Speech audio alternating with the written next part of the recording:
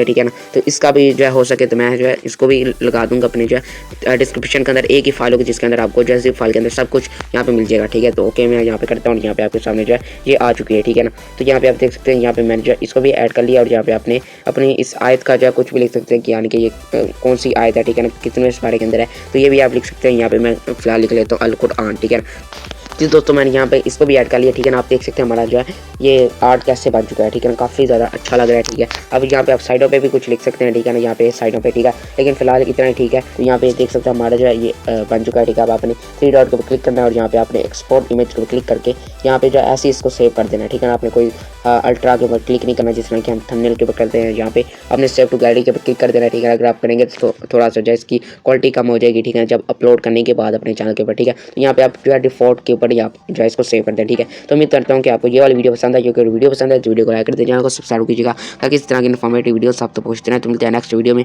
नए टॉपिक के साथ। अल्लाह हाफिज़।